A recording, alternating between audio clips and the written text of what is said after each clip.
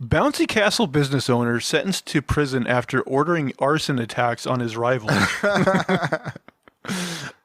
A Bouncy Castle business owner has been sentenced to prison after ordering a string of arson attacks against his rivals.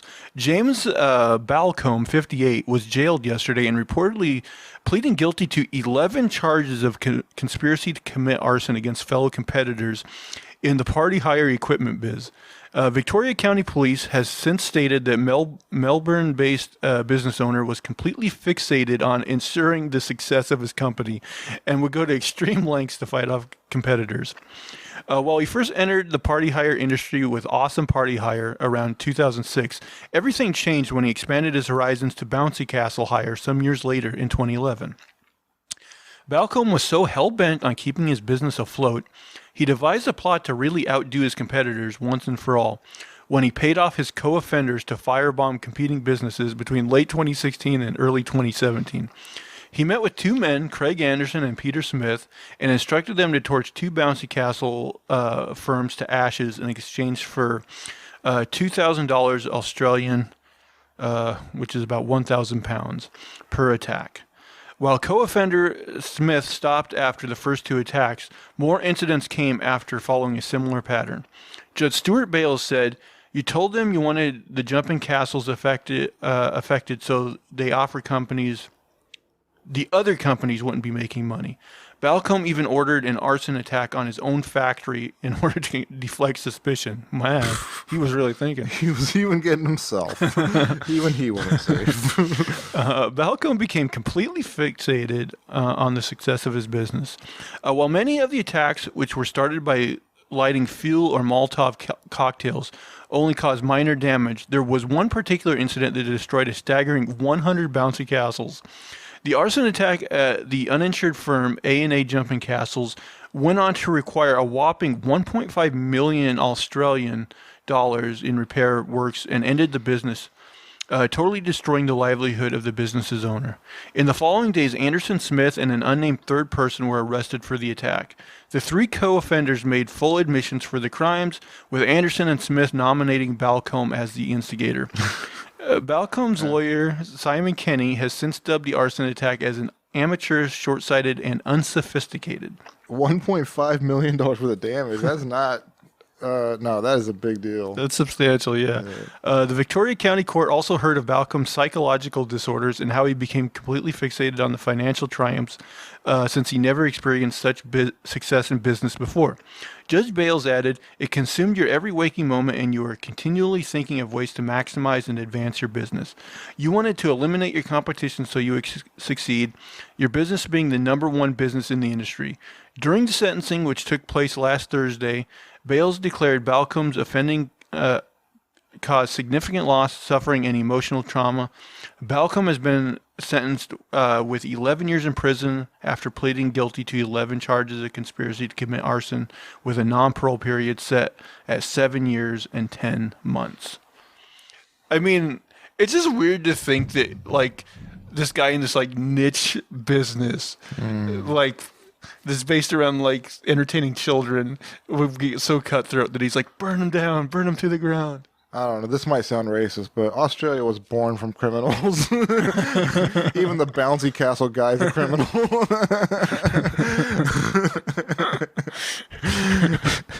Jeez, I mean, you know how many documentaries I've seen about Australia having some crazy ass criminals, man. I saw a movie about this biker who would throw people into wood chippers and all kinds. Like, it was a real person. Oh, really? Too. Yeah, like. I don't want to go to Australia. They got the animals, they got the people. I don't want either one of those. We should create, like, almost like an anthology type, like, Fargo show. Yeah. But, like, put it in Australia and just, like, tell some of these stories. We should. Because I feel like, I really feel like these kind of things, like especially this one, remind me like of Fargo, where like these people like just get wrapped up in like horrific things because they're so stupid. Yeah. I think I used to. This is gonna sound bad, but I watched a little bit of Daniel Tosh back in the day. People hate him for some reason. I watched a little bit of that show. Do people hate him now? I don't know. I guess people thought he was kind of stupid and stuff. I mean, he did some stupid stuff. I agree with that, but he's funny to me. Did he kind of go away? Like, I feel like I haven't like. Does he still do comedy? I just feel like I haven't heard about him in forever. Yeah, I don't know. I guess he just kind of like fell off, and people just stopped watching him. I mean, that show was so popular. I imagine he's like filthy rich. Yeah.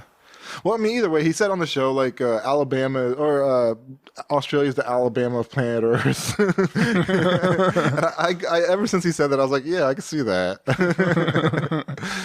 Oh man, It is funny though, because like as we've seen on this show, like no place on Earth doesn't have rednecks. yeah, Like even like India. Like, yeah. India has. we've its had own so many rednecks. stories of Indian rednecks. Yeah. Oh my God. People they tractor race, they tractor pull, they do Yes, all that stuff. yes. They're the biggest hillbillies, and in the Middle East they've got their own version of hillbillies. Like, yeah, everybody's got it. Everybody's got their rednecks.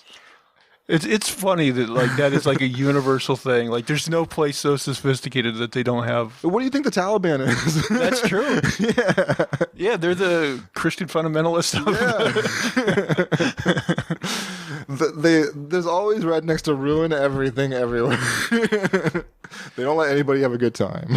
That's the funny thing is like, look how many like Christian fundamentalists in this country are like super racist towards Yeah. like Middle Eastern people. Yeah. But then they don't even realize they're just like the flip side of the coin. Exactly. Like, dude, Ahmed is you, dude. You are the same. He's got the same spirit. They're 100% the same. Yeah.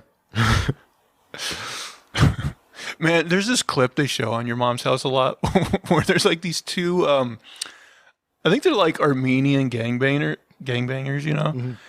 but they went over to the Middle East and they're like,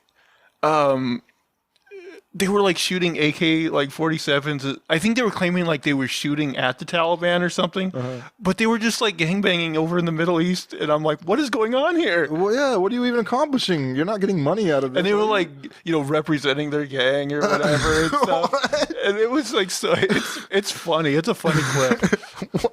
Oh my God. I heard about you guys. You're from Iraq, right?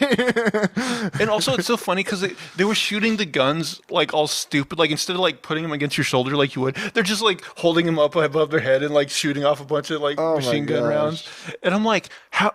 This brings up so many questions. Like, how did these guys get here?